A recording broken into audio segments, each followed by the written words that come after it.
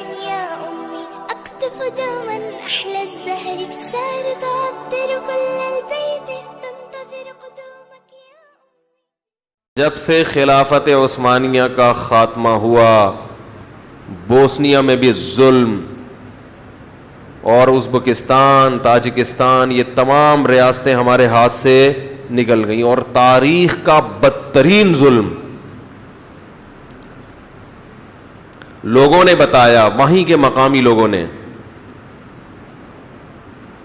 University کے ایک vice chancellor تھے جو ممبر آف پارلیمنٹ بھی ہیں ابھی، انہوں نے کہا کہ میں نے ساری زندگی اپنا اسلام چھپا کے رکھا. میرے باپ نے مجھے کہا کہ بیٹا باہر کسی کو یہ پتہ نہ چلے کہ تم مسلمان ہو.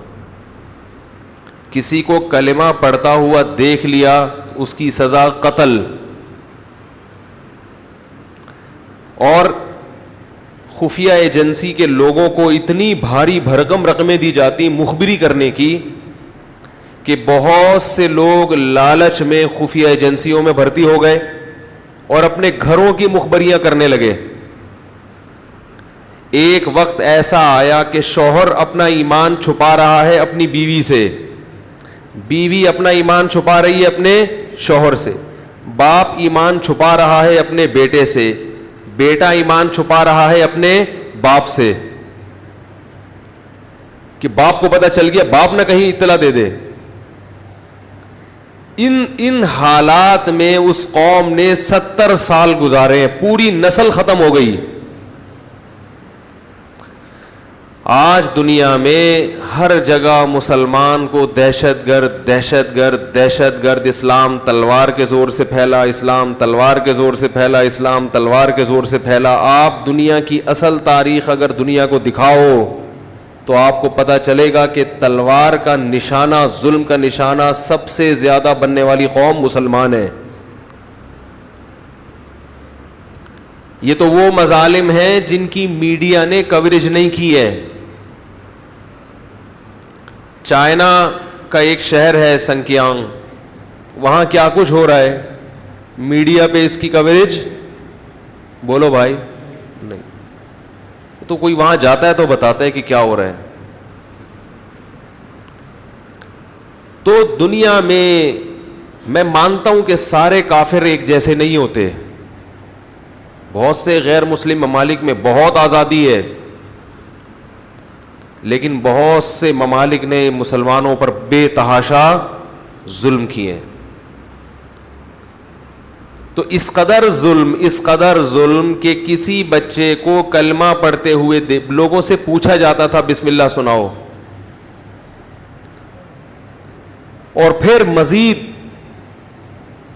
اس قسم کے حربے استعمال کیے گئے کہ لوگوں کو ریلیف دیا گیا کہ ٹھیک ہے اب ہم سختیاں ختم کر رہے ہیں، جس نے دین کو فالو کرنا ہے وہ دین پر چل سکتا ہے، اجازت دے دی. اس کا مقصد کیا تھا کہ جو چھپے ہوئے لوگ ہیں وہ بھی سامنے آ جائیں. 3-4 سال صرف رپورٹیں تیار ہوتی رہی ہیں کہ اس آزادی میں کون نماز پڑھ رہا ہے، کون قرآن پڑھ رہا ہے،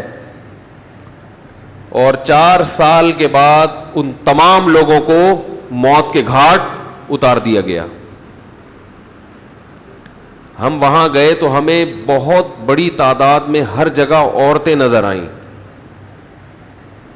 روڈوں پہ صفائیاں خواتین کر رہی ہیں. جو فٹ پاتھ پہ کلر کیا جاتا ہے تو مزدوروں کا کام ہے نا، مردوں کا، یہ کلر کون کر رہا ہے؟ خواتین.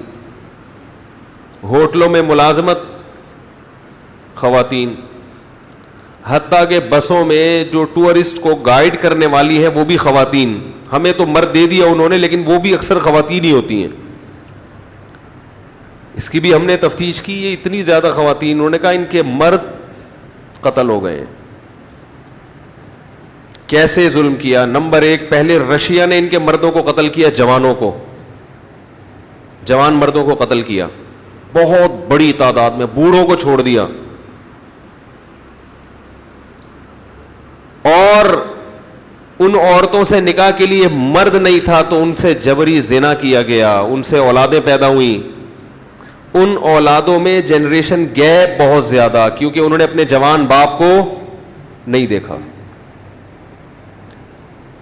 بہت سی خواتین کے حالات سن کے ایمان تازہ ہوا، جن کے گھر میں کوئی مرد نہیں مگر انہوں نے اپنی اولادوں کا ایمان بچایا.